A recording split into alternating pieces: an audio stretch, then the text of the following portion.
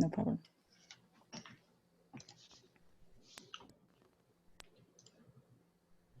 Hi, Nicholas. Good evening.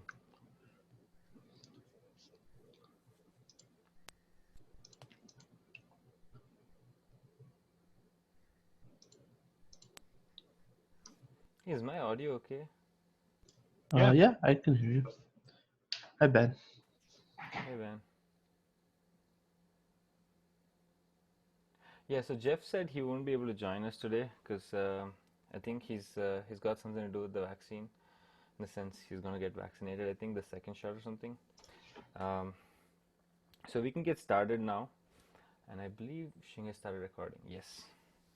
Okay, so today I'm hoping we finish up the discussion on credential rotation, so that we can start focusing on finishing the API review and thinking about other features that need to be enabled by Cozy. Well, So I'm hoping that we can conclude the credential rotation discussion by like deciding to not decide, because the last meeting proved that it's like a pretty deep subject, and I don't see the value in like hammering out all the details right now. yeah, that was going to be my suggestion too, which is since cloud providers themselves don't actually have a default mechanism for credential rotation, they'll leave it up to the admins. I don't think we should get into that business right now. Okay, but I mean I think anything that we do should be I don't know, kind of transparent and easy to opt out of, or something. No. So Hey, Vianney. that was the case I was trying to make last week, is that like there's a way to we could write the spec in such a way that it doesn't matter, and if someone wants to do something they can, and if they don't want to do anything they don't have to, and Cozy's just sort of getting out of the way. But we don't even have to go that far. We could just say, that'll be another bridge we'll cross later. No, I mean, I don't think it's too bad to be a little opinionated here and say right now we don't have credential rotation, but in the future with the service account based authentication, we'll have it. Don't you think? Like I'm saying, just only have non-rotatable credentials to begin with. I think once you say that the security or the access mechanism is your security token that your pod is running under, like at that point, then what you really want is your pod security token to be rotating. And if Kubernetes can do that, which I think it can, and everything else works, like you're done. Again, Cozy doesn't have to get in the way, right? Like, that would be ideal. Like you just say this principal has access to this bucket, and then Kubernetes takes care of rotating that pod security token every 24 hours or 7 days or whatever the policy is, And I didn't know it could do that. So does anyone have any info on that? There was something in the 121 release notes about pod security tokens getting updated periodically. Really? Okay, so then I haven't played with it though, so I'm not an expert.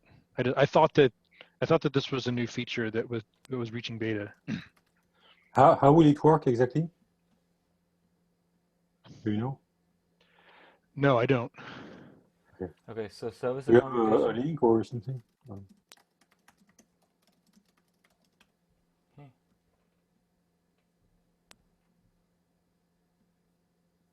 And you said it was in the version 122. Oh, there it is. 121 release notes. 121 release notes. Okay, let's go there.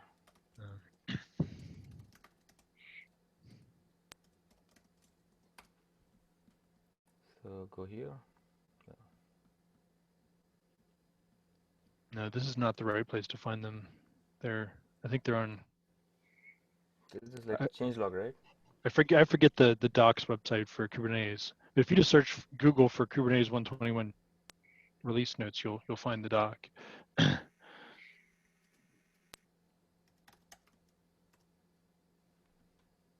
you talking about the CSI service account token?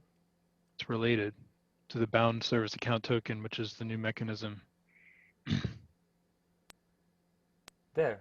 So this is exactly what you're talking about.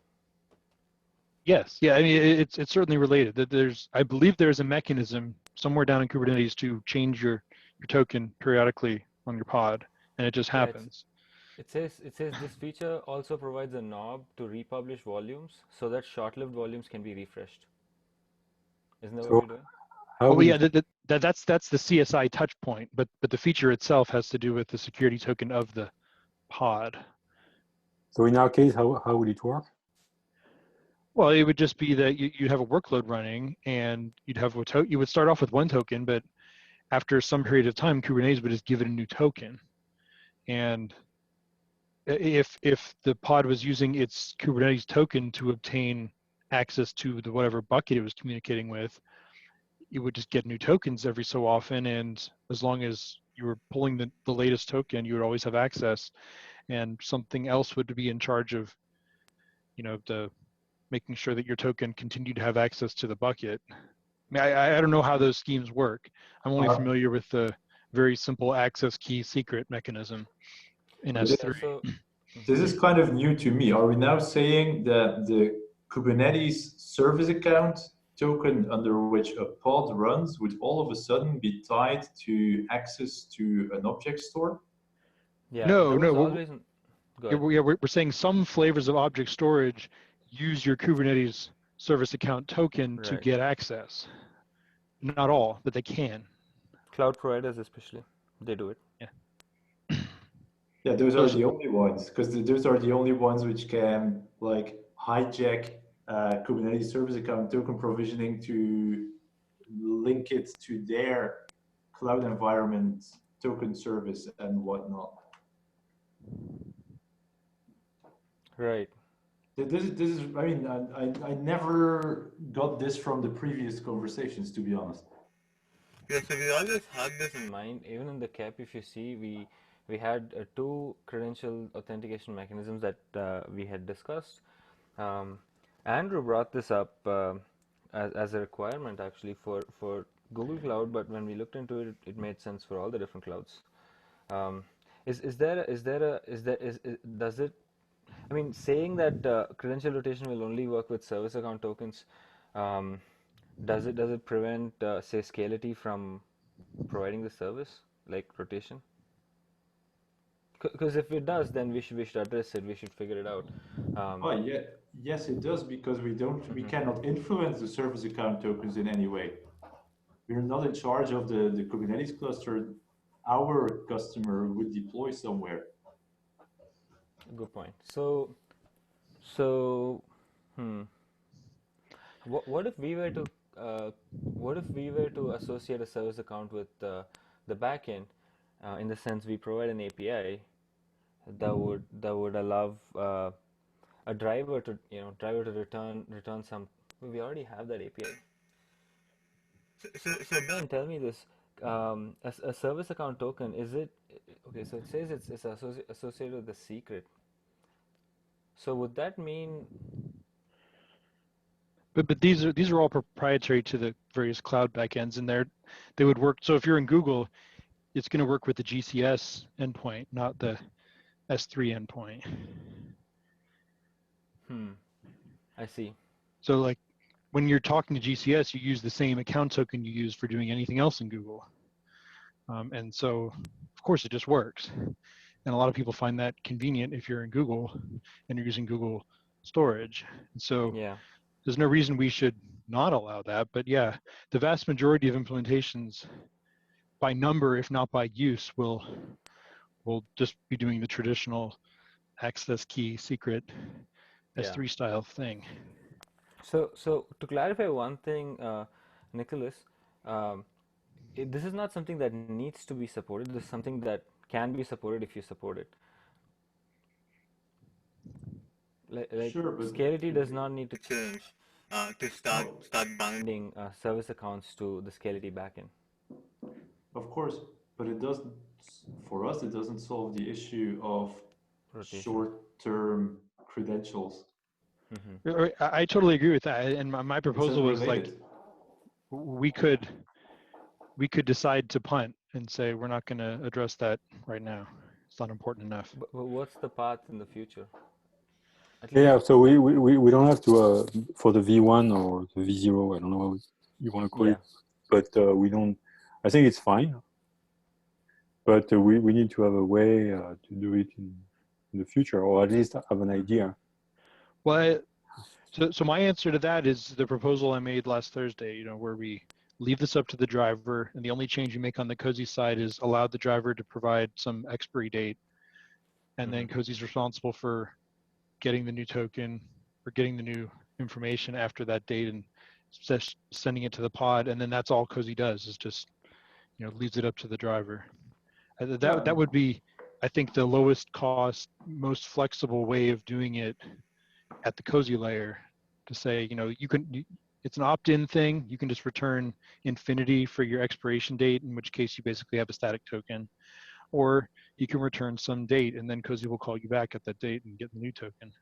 And then you can do whatever you want down in your driver, your storage system, beyond that.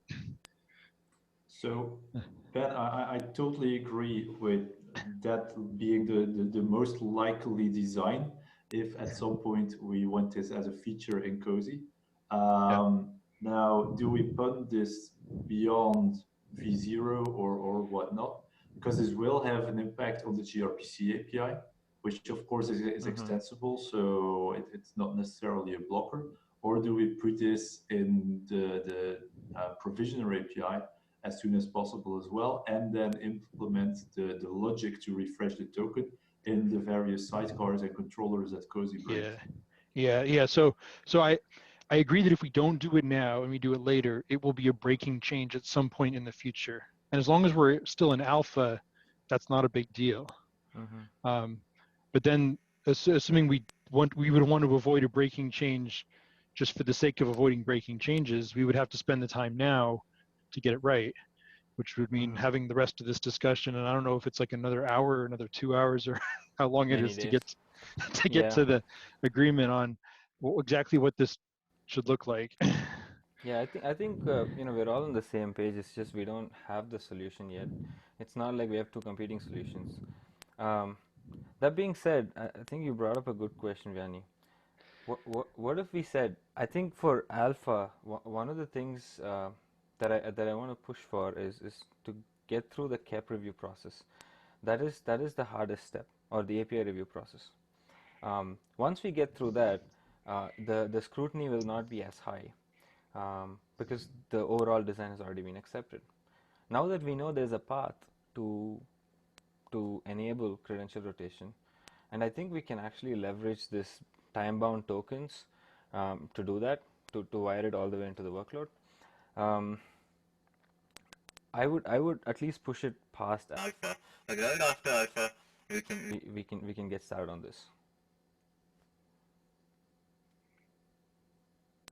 Any thoughts? I guess we need to have a roadmap document somewhere tracking not for the next release, but sometime later, topics that we want to add to either, well, the product as a whole. True. So we already have something like that. Let's open that up. And it's open. Everyone can take a look at it. So I'm going to send a link to this over Slack. Sorry, over the chat here. There you go.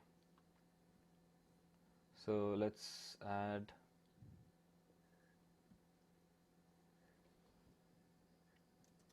credential rotation for access tokens.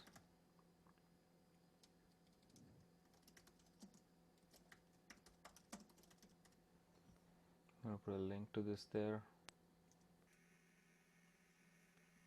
Can anyone edit this, or just you? I think anyone can. Anyone who has access to the Kubernetes org can edit it. Okay, for some reason I don't see an add button. You don't see are you a part of Kubernetes SIGs? Not exactly sure. I'm members of various organizations, but that might not be one of them. Yeah, me neither. Ben. Yeah, you're not a member of this. I don't know if I can get you added. Let me see. how did we add? Hey, Krish, are you there?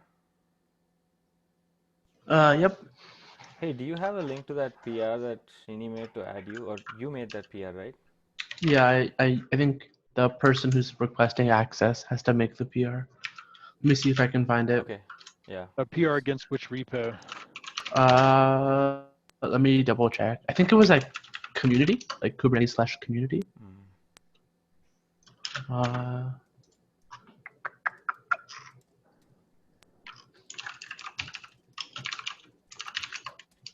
Yeah, I see Kubernetes community.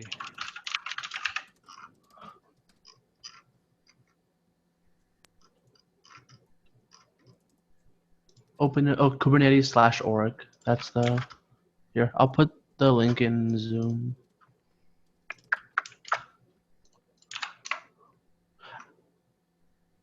I see it. And you create a PR or yeah? Yeah, you Oh, there create it an is. issue against it. Mm-hmm. Against Kubernetes/org.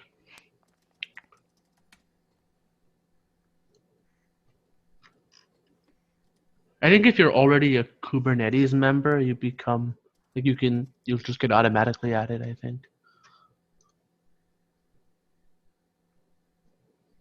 Yeah, I mean, like I think you need specific permissions for Kubernetes SIGs. Anyway, Mm-hmm. so this link, both who's that? So Ben, you should be able to follow this link. And did you send the same thing? Perfect. Okay. Oh, you sent a different one.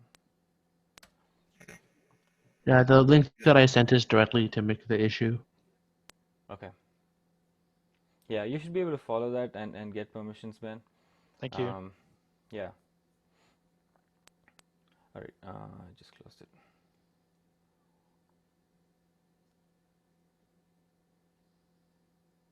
Yeah, there it is. Okay. Projects. Okay.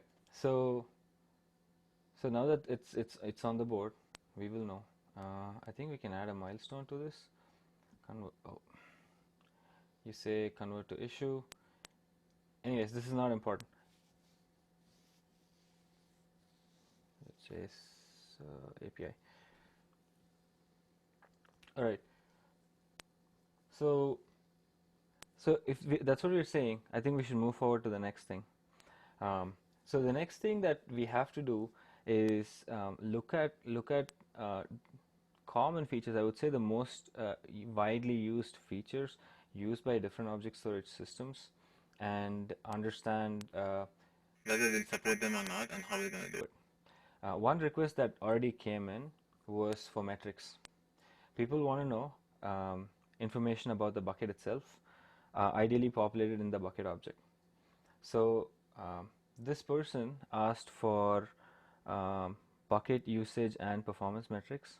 So for instance, how much space is used, and performance. I think these terms already make sense to everyone here. So we pushed it away.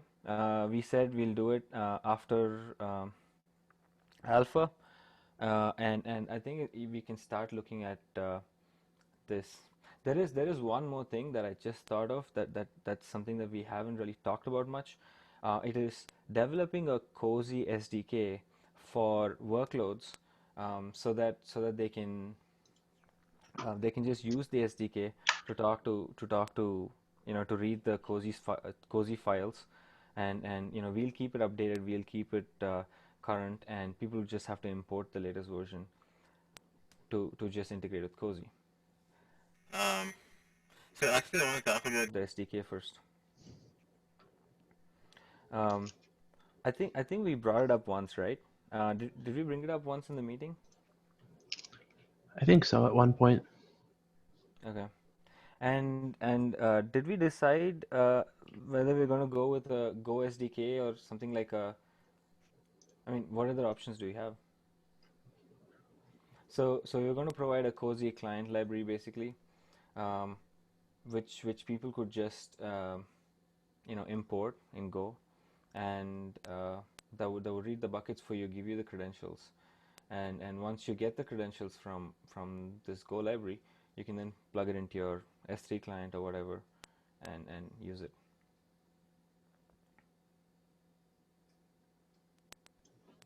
Mm-hmm. Any thoughts, anyone?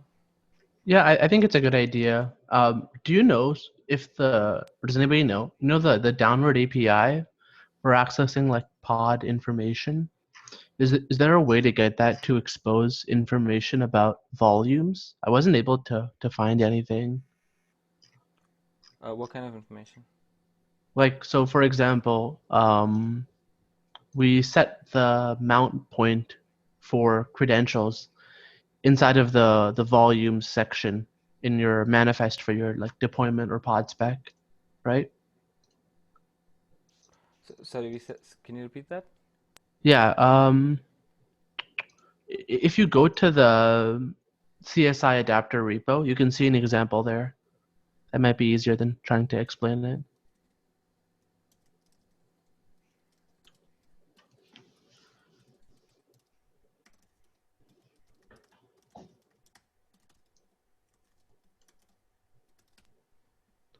Great. I think it's can't see what adapter. I'm typing. Oh. Yeah, Zoom was in the way. And I think interface is spelled wrong. Yeah. Okay. Oh.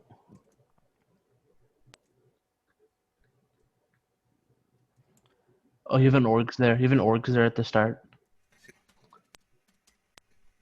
All right, there you go. Yeah. What should I be looking for? So if you hit Sample? sample, yeah, and then pod, and then pod.yaml.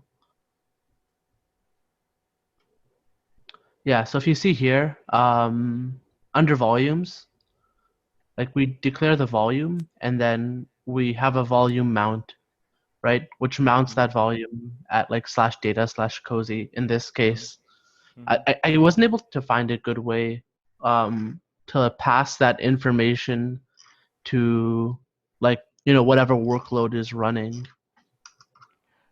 You mean this information? Good. You would have to pass it as an environment variable or a command line parameter, or what, you know, directly. Yeah. Okay. Okay. Right now I'm using like it as an environment variable. If you see it, path.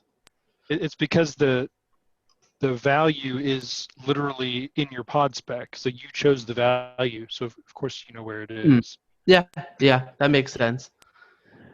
I was just wondering if there was any other way of doing it. I think the downward API is intended for stuff that you couldn't have known any other way than through the downward API. Like pod namespace. The other thing I was gonna say was like you can get the pod name and pod namespace, so you could potentially just get the pod and use that, right?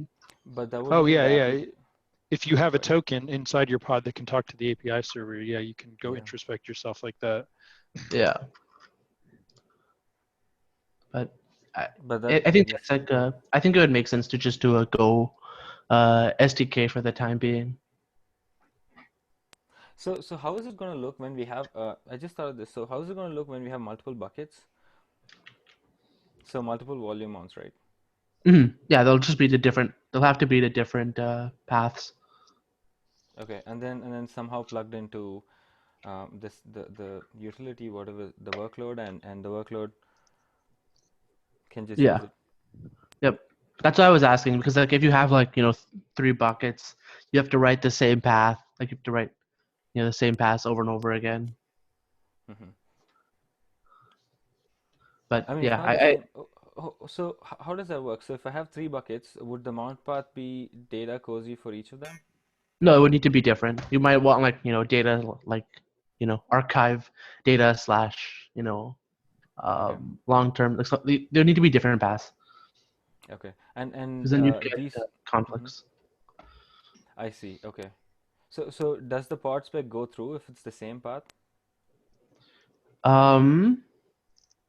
I don't think it would go through, because we'd be trying to make multiple mounts to the same path and then trying to like overwrite the credentials and connection information. Right now we have it error if it already detects credential information in the directory. I see. So all the credential information bucket.yaml go directly into this path. So the files are just laid out in that path, right? And not in a subdirectory. Okay, got it. Okay. Yeah, and bucket.yaml, is that what's in the protocol structure? Is it still that thing? So Oh we yeah. There's like a credentials.json and a protocol .json, I think. So the protocol just contains the value from the protocol field in the API I see. Okay, so from the bucket.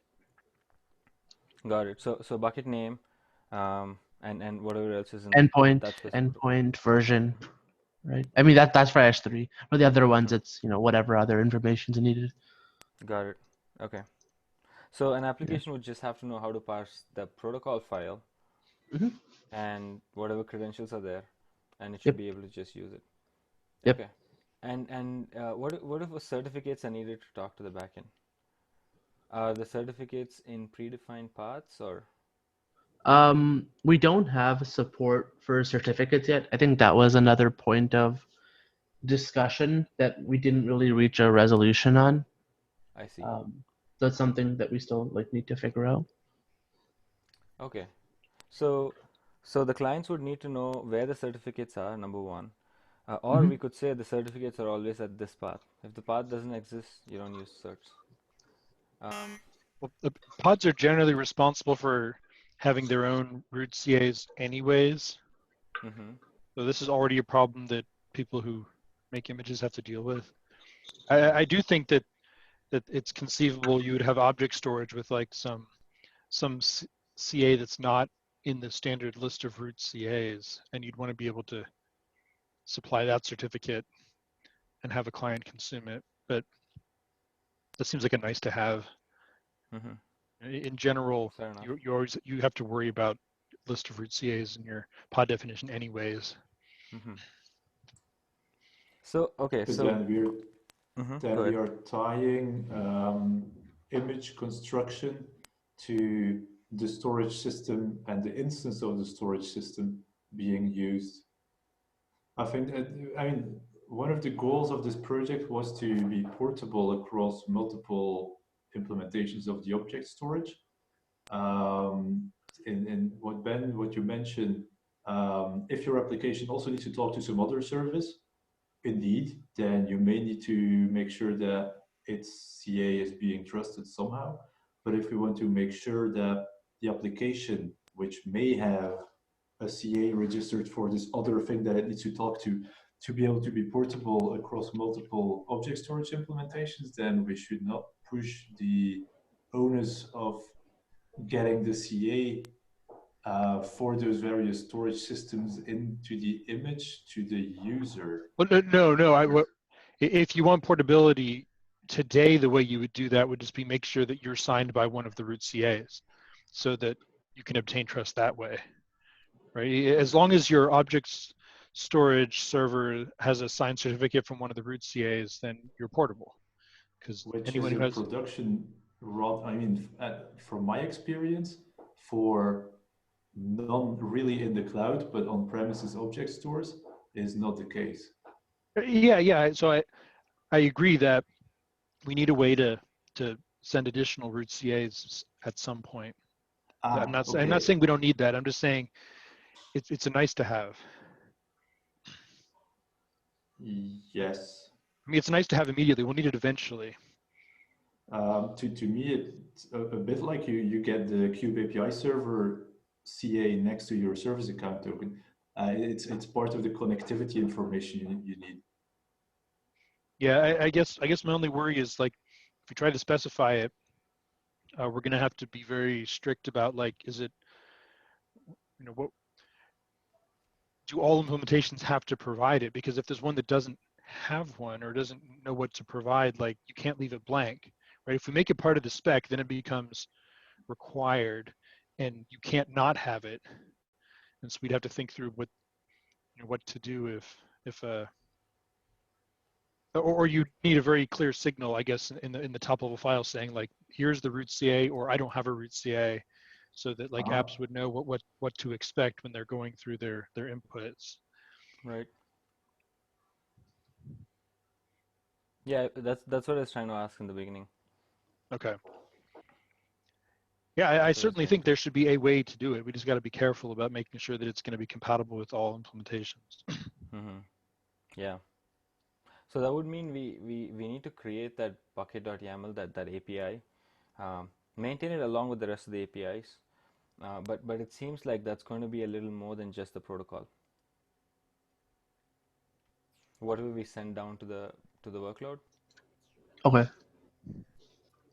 Yeah, I absolutely think that. I mean, that's our downward API, Right. and we have to. It has to be part of the spec, and it has to be Mhm.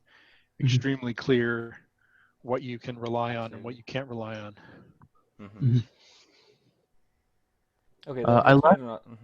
Yeah, I was bringing up your question, Krish. Go ahead. I'll project. Oh yeah. So in the spec, under the response for provisioner grant bucket access, right now we have a few fields: account ID, credentials, file content, which is the actual it's generic string content that that the vendor driver provides that has like credentials, and then there's another field for credentials file path. Right now, credentials file path is not being used, and I don't think there's a purpose. So I'm opening a PR with some other changes to the spec. So I just wanted to double check if there were any use cases for credentials file path that I was forgetting, if I was forgetting any. I think the original intention of having this was to allow turnkey migration to Cozy, where Mm-hmm. drivers would tell you, "Hey, I'm AWS, so you put my files in .aws Mm-hmm. home/.aws/config, uh, or whatever the file was for each of the drivers. That way, a workload could just change some configuration in the Kubernetes pod spec and just continue working without any changes to itself. But I think somewhere along the way, I think Ben was also saying this. That is, I think it's reasonable to expect applications to start to make this change of reading config a different way in order to start using Cozy. Because I don't think there's another way that works across all the different cloud providers or all different kinds of configurations. Yeah, I think what would be reasonable would be to have some, if you have something that just expects like standard AWS credentials and it wants to run that way, what you could have is an init container that knows how to take what Cozy supplies and convert it into that format and put it in the appropriate place so that the actual application can run unmodified. But you could have the conversion done by some init container that does any necessary translation. Mm. And then I think and that then would and be a then good pattern. Go ahead. yeah, and then we can specify things the way we want in a way that's comprehensive and backwards compatible and has all the features we need, and still allow applications to run unmodified with some sort of conversion up front. I mean, that was the point of the SDK, or the SDK was supposed to make it easier for people to consume Cozy, um, but this seems better almost. Would it be possible to share? I mean, since create a bunch of init containers, like pre-build them for each of the protocols. Because if you were to write an SDK, one of the problems is we'd end up writing it for in each of the languages, or somehow having it work with multiple application languages. But if we were to use the init container that just translates, we really have to only support the 3 protocols that we have right now. It takes a Cozy spec, bucket.yaml and everything, and converts it into S3 specific values or GCS specific values or Azure specific values. But That if you have yeah. this, why not run it in the node adapter? If you have these like few schemes of what do you support, and you would have like a Cozy native one for It's extensible. when the application. Yeah. This is more extensible than the node adapter. Yeah, we want this to be outside the specification. The specification will tell you, you get this bucket.yaml file, and we'll tell you what's in it, and then all of this stuff would be out, a layer below that, where this consumes that and produces. It's basically, it would be convenience routines for people that were too lazy to do it themselves, but it wouldn't be part of the spec. Right. So the spec will just have the cozy. Yeah, the bucket.yaml schema. and what you get Yeah. out of there. Mm-hmm. Okay. So the point is about not having any of this provider specific, and just and Sid, you're saying to create a. Sorry for breaking up your line of thought. So you're saying to create some containers to handle these providers. Right. Right. Init containers. Yeah. Yeah, we ship it, and I think it's much simpler than writing an SDK. It's a really nice pattern. Yeah. All right, let's do that. So the credentials file path does not make sense anymore. Yep, I'm opening a PR shortly. I'll tag you all in it. There's some other minor changes we're making too, like removing the bucket name and stuff. So I'll just squash them together. Hey, so this structure, so this is just supposed to be, this is like an opaque string as far as we're concerned. We just pass it along. Yep. So that'll be mounted into the credentials file. What's the credentials file name? Oh, I think it's just credentials.json, but we could just make it a generic credentials or something. Yeah, but we can't assume JSON. Yeah. So right now it's .json, but I can just make it just credentials. Okay. And then, the whatever's reading it can infer the type. By the way, does the bucket access request have, so if I'm writing the init container through the Kubernetes API, am I able to read the same information from the BAR, or is it only accessible through the downward API? Well, you would be able to access this from the BA. But but no, I mean I'm the user from the user perspective. Oh. The user wouldn't have access to either the B or the BA. So no, you only through the only through the cozy primitives that Right. push the data into the pod. So maybe the question is, do you find it also useful for operators to consume this, or control other controllers maybe that don't have access to the BA? The question is if this is a user space kind of an use case. Well, so say I'll give you an example. I could write an init container that reads directly from. I mean, maybe not even an init container, maybe some automation. Right? Yeah, I understand what you mean. But is it reasonable to expect that automation to have access to BAs and Bs?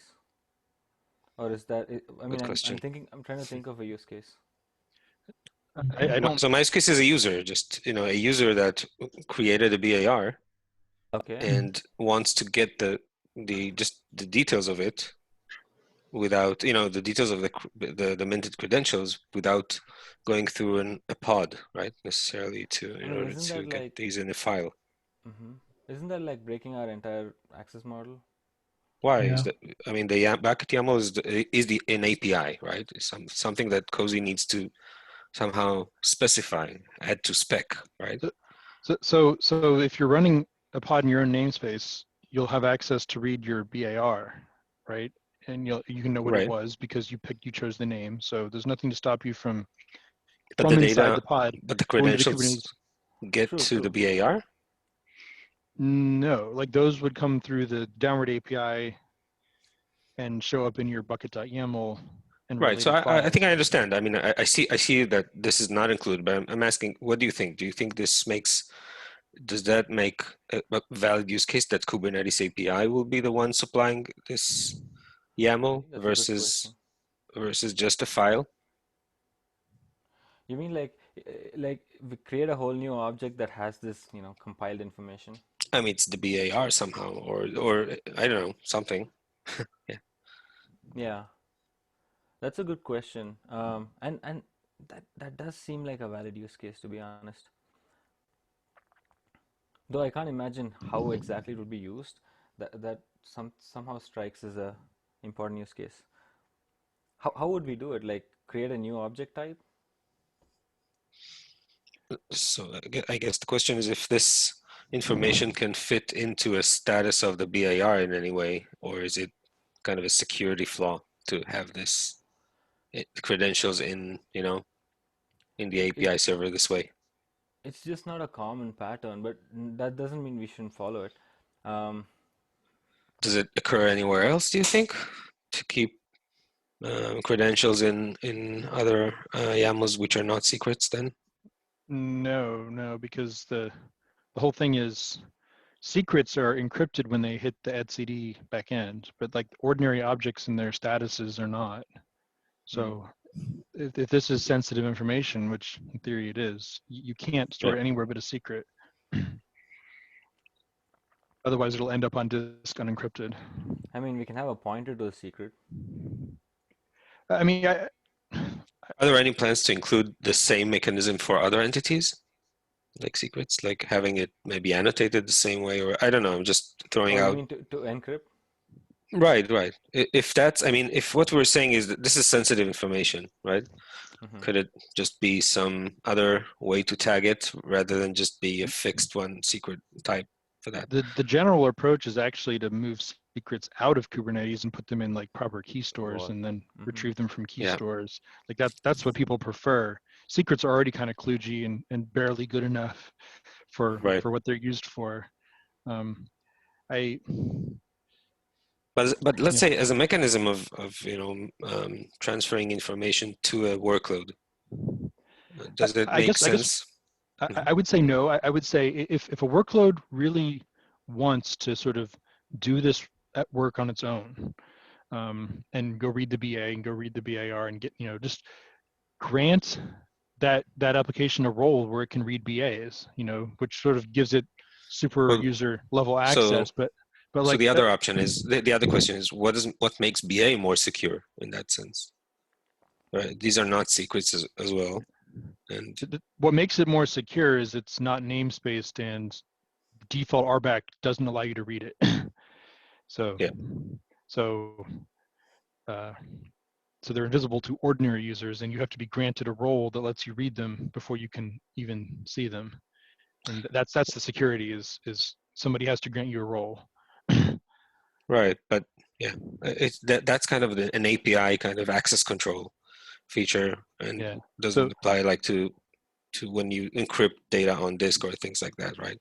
Right, but if someone had a use case where they wanted to from their pod go read the BA, you could say, well, sure, we'll create a role to read BAs and grant that role to that pod and then let the pod go nuts. But like, there's someone made the decision to grant elevated access to somebody, but by default we would say no, you can't do that.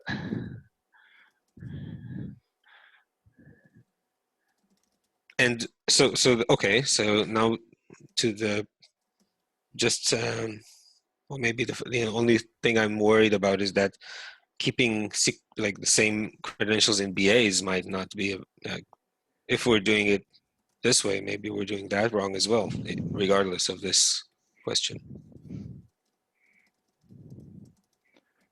What are we keeping in the BAs? This is credentials that I know the least about. Okay, so BA has no, it doesn't have credentials. It has a pointer to the credentials. It has information about the bucket that this credential belongs to. That's about it, actually. So it just links to the secret, right? Yeah, and the bucket. Okay. And if the BAR would specify a secret name where to mount this, yeah, I think you just gave the answer. I think given that way, I think it would be okay to put the bucket name back into the bucket request status and secret name back into the bucket access request status. That would be enough, right? Right. The question is if it's always needed, right? So we're saying it's kind of not sure that every BAR would want this to always bring the credentials back to the workload as secrets, but so perhaps we can still do that like the normal path by default and just mount it, and just the node adapter will just expose it to the pods and that's it. But if a BAR requests specifically to create a secret with credentials, would that make sense to create in the user namespace? So what would be the other option? So I would specify in the BAR, Mm-hmm. for example, that that I want to have my namespace. Mm-hmm. that I want right. So that I want a secret with credentials. Sorry, that I want the secret with the sensitive information, right, with the credentials and whatever else we're kind of passing in the YAML of the bucket. Yeah, instead of the provisional namespace, which is the default. I see. I don't know. Just the abstraction seems like it's not symmetric. Like it. Yeah. Okay. Let's Yeah, I don't know. continue. It's a good question. Just a thought. To be honest. Yeah. Yeah. I mean, is it So why do we put it in the provisional namespace again? Let's revisit that decision. Because we were like, this is important information, this is sensitive, so they shouldn't be able to access it. Like people shouldn't just be able to read it. You're talking about the secrets? Mm-hmm. But yeah, it's because RBAC on secrets tends to be at the namespace level. The only way to keep a secret safe from prying hands is to put it in a namespace where nobody else is running. Got it. There are no like non-namespace secrets. Every secret is in some namespace, and so you got to pick a namespace that nobody is likely to have access to. I see. So then there's only one mechanism right now to access the credentials, which is through. We could support though putting it in two secrets, one for the provisioner and one for the user, right? Okay. Yeah, just. But anyway, it's just it's another complexity. I'm not sure it's the.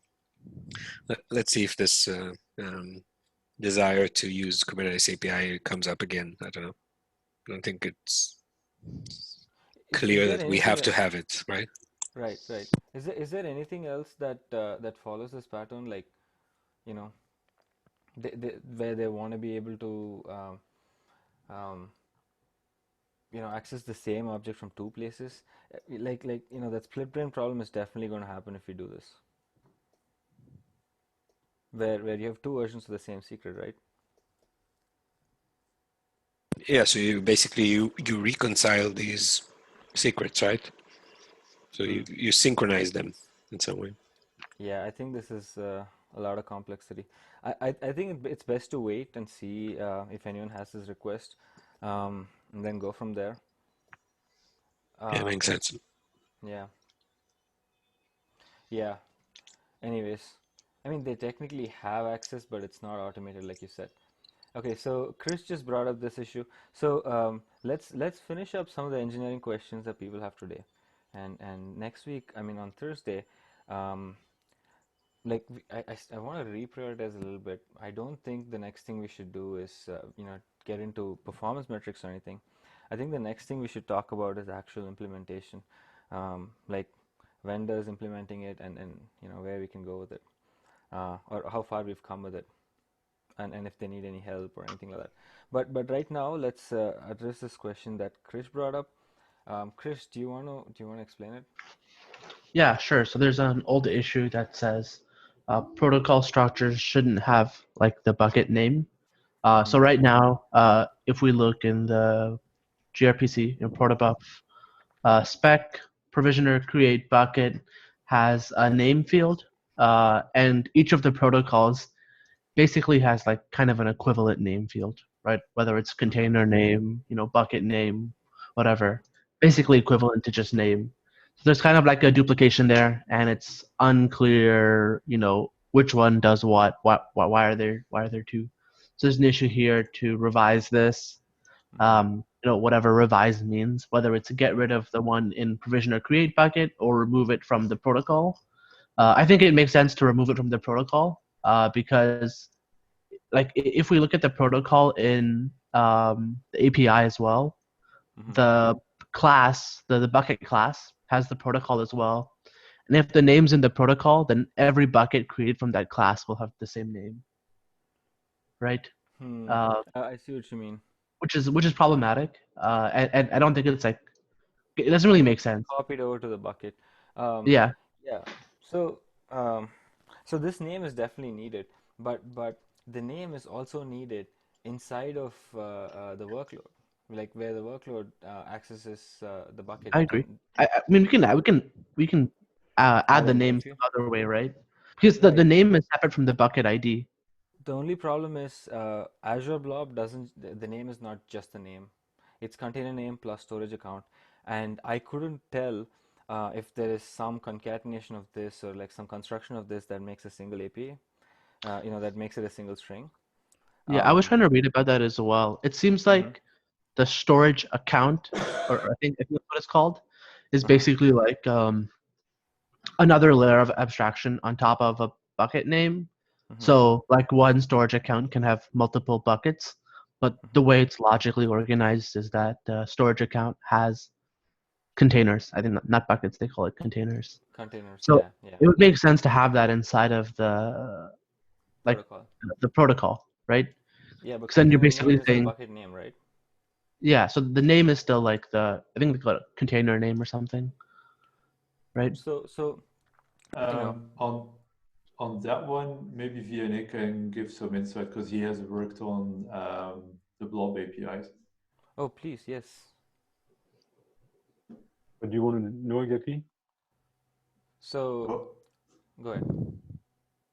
Basically, how account names, storage names, and container names relate to buckets. Storage accounts, right? Yeah. Storage account. Yeah. So in Azure, it's not called a bucket; it's called a storage account, but it's more or less the same, right? And what's a container name? I thought that was the equivalent of a bucket. No, a container is equivalent of the prefix.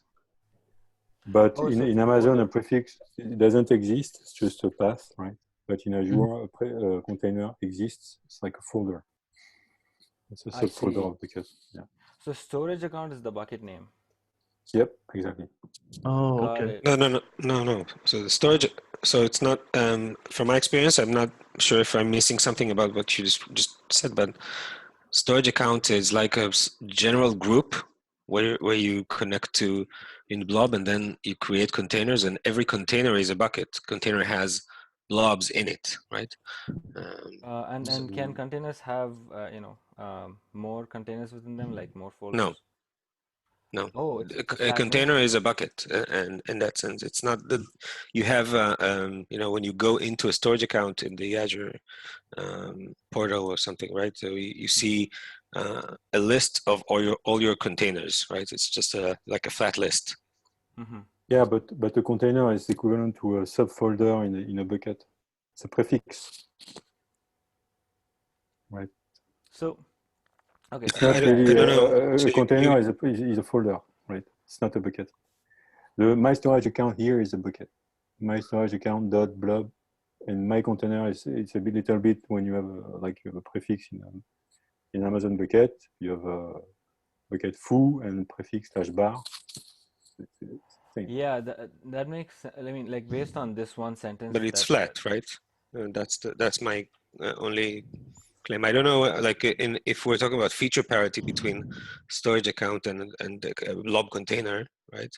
I don't know. Like I think blob containers are pretty configurable, but not just a fold, like not just a prefix, but I'm not sure completely. No, it's a prefix. If you look at this, look storage service, so blob storage, and then point, and you see you have a DNS name for the storage account, equivalent to a DNS name for Amazon for buckets. Well, actually, it exists for a container too? But it's like in Amazon, it's storage account and then the container, right? Yeah, in Amazon you have the bucket name / prefix. So the question is like Guy was saying, can you configure a container like the way you can configure a storage account? So what I'm trying to ask is, can you apply bucket level policies on a? You know what? There's a big difference here. You need to create containers. It's not like prefixes. So you actually need to say create me a container, and that's the name, and you provide more information about this creation. But it's not like I just put an object and I get all prefixes just exists out of the air because that the object key is there.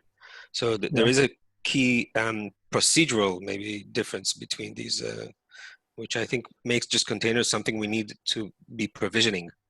Yeah, so it would make sense then to have the storage account be, inside of the class, for example, and then have the container names be set. Just for info, the equivalent. So in Amazon, you have a bucket key, you have an access key and a secret key, right, to access the bucket. And in Azure, you have exactly the same for accessing your storage account. You have an access key and a secret key.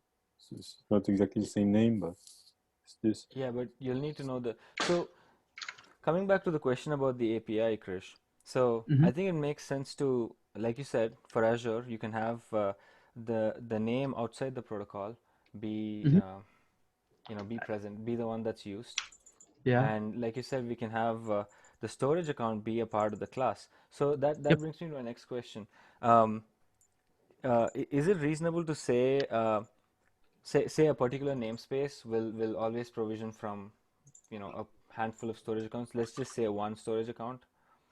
A particular namespace that provisions buckets in Kubernetes namespace. Let's say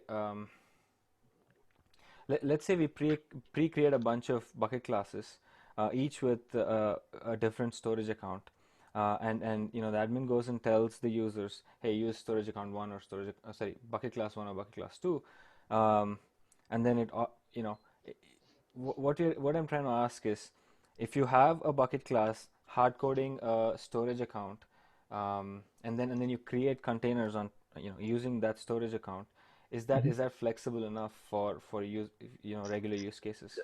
Yeah, because when I look at the different types of storage accounts, it seems like storage accounts are also used to define stuff like the type of storage. So like archival storage versus like other types.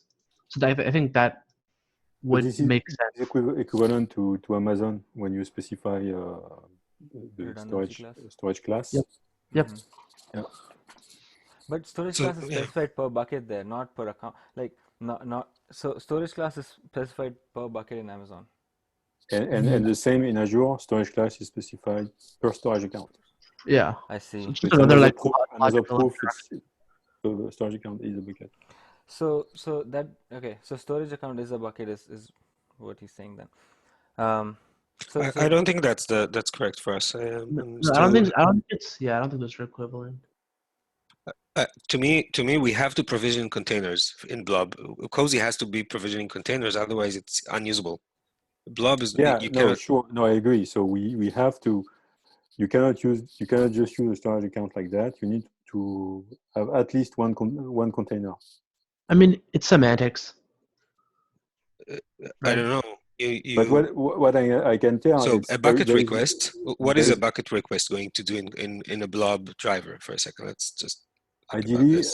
Ideally, you should create a storage account, and the prefix, so the container name, should be like a parameter, like an optional parameter. But we could also have an option to reuse an existing storage account. That's one possibility because it's one specific. So I go back to what Sid is saying. I believe that a storage account in Azure is just a resource perspective. Of course, it has more settings to apply to its containers, but I think it's a matter of a storage class or a bucket class in our case, right? No, because first in Azure, a resource is a resource, and you can have multiple storage accounts bound to a resource, right? But everything you do, for instance, IO guarantees and stuff like that, is bound to a storage account. For instance, if you create a container, you have absolutely no guarantee in terms of IO, which will be attached to the storage account performance. To the what? Sorry, that you? You cannot have guarantees per containers. About what? IO, for instance. Typically, a storage account can do, I don't know, 200 gigabytes a second, and you can and that's a performance bound to one storage account. But for a container, there is no such guarantee. Yeah. So container kind of gets the same values as its encapsulating storage account. It's like a prefix, exactly like a prefix in Amazon. So I think it would be interesting. Sometimes an application wants to be prefixed for some reason. There's multiple applications using the same bucket, but you want to automatically prefix for multiple applications. That is also true. You see what I mean? Yeah. So we should support a prefix parameter in buckets, but we should also it should be mapped. I think. We already have it, I think. Yeah, I think I saw it. Yeah. So okay, so Guy, what he's saying is there are. Okay, this is interesting. So that would mean prefix should go under bucket access class then, not bucket request, bucket access request. So what he's saying is you create a bucket with a particular storage policy like reduced redundancy or whatever, high performance or whatever, and the policy is applied on that bucket. Now, and this could apply to take for instance a team that does data ingestion, another team that does ETL. So these two teams will write under different folders or different prefixes under the same bucket, but the admin applies policies on that bucket as a whole, and so the equivalent of that here in Azure would be storage account would be the equivalent of a bucket, and my container would be that prefix or the folder in which each of the different tasks are written. And at a global level now you have this team, any bucketed provisions or any prefix it gets from that bucket ends up having the policy that's defined for the entire team. That's the perspective he's coming from. I perhaps, but to me, I worked with this with Azure for a while, and in my experience, a storage account would just be, you just have a handful of these. It's not really something you allocate to too often, and you have to provision containers as well. So that's another provisioner. It's another provisioned entity that needs to be handled. That's the container. That's where the blobs are attached to. It's not true. If you put a blob with slash with a prefix /foo, let's say your container is /foo. Right. So you don't have to explicitly create a container. You can just put a blob with /foo /bar, for instance, and it will automatically create /foo. No, that's yeah. But you can specify indeed. So containers are created ad hoc from. They can if you don't want to do something specific. You can also, if you want, you can attach a policy that restricts users to specific containers. Yeah, you can do that in S3 too. That's possible. But you can also just implicitly create containers. Yeah, and so actually this also tells me that could be true. So your storage account name must be unique within Azure. No two storage account names can have the same name. This is very similar to S3, where two buckets across all of S3, across all the accounts, can't have the same name. And it's very disposable. A storage account. You can, in general, organizations, they create like hundreds. I see. I think, I'm not sure there is you cannot create a container if you don't have a storage account. Right? I mean, it's the name that messes it up, I think, because calling it a storage account is like calling it a service account, almost like something that's provisioned by hand and not something that's just automatically created all the time. The name is confusing. The name is confusing.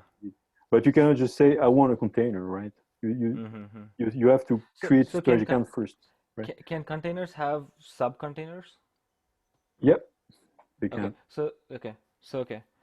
Okay, so it does sound like container is a folder, like especially when you said that it gets created automatically if you just try to put an object in there.